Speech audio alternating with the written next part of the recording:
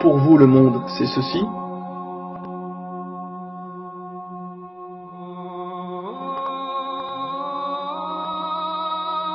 ou bien cela. Savez-vous en moyenne à quoi un être humain utilise-t-il son temps?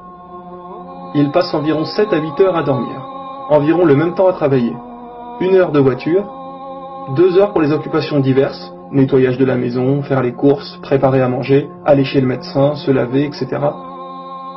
Les Français passent de 2 à 3 heures devant la télé chaque jour, source directe de Médiamétrie sur l'étude basée en 2012.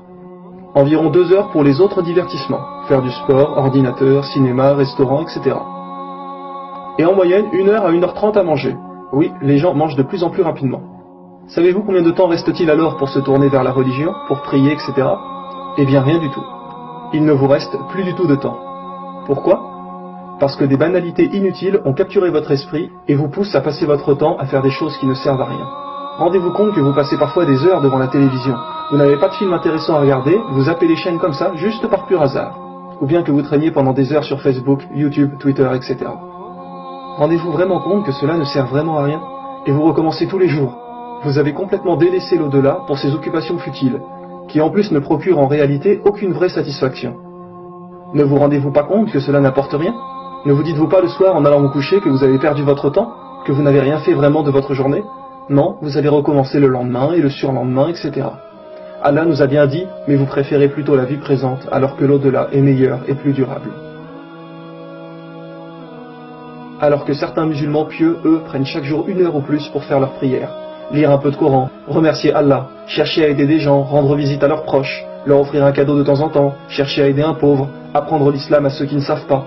Car quand vous apprenez l'islam à quelqu'un, en allant vous coucher, vous vous dites que peut-être bientôt, grâce à vous et à Allah, il y aura un musulman de plus sur terre. Mais quand vous allez vous coucher après 2 heures de jeux vidéo sur l'ordinateur, l'iPhone, etc., vous vous sentez plus fort, plus instruit? C'est cela l'exemple de Mohammed, sallallahu alayhi wa sallam. Ne nous a-t-il pas prévenu de cette période pleine de tentations? Ne nous a-t-il pas prévenu que cela allait arriver? Que pratiquer votre religion deviendrait aussi difficile que de tenir une braise dans sa main? Que ce qui lui faisait le plus peur pour sa communauté seraient les femmes? Toutes ces femmes qui sortent en petite tenue et qui nous tentent.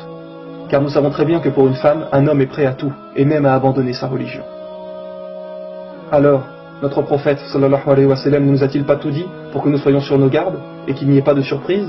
Et vous, vous doutez parfois de Dieu à cause de tous ces blablas qui nous sont constamment racontés à la télé? Ne nous a-t-il pas dit que viendrait une époque où de grands mensonges seraient racontés? Mes frères et sœurs, réveillez-vous. Vous entendez les rappels, mais vous n'en tirez pas les leçons. Arrêtez de passer autant de temps à vous divertir, car vous pensez que cela vous divertit, mais en réalité cela vous rend tel des esclaves.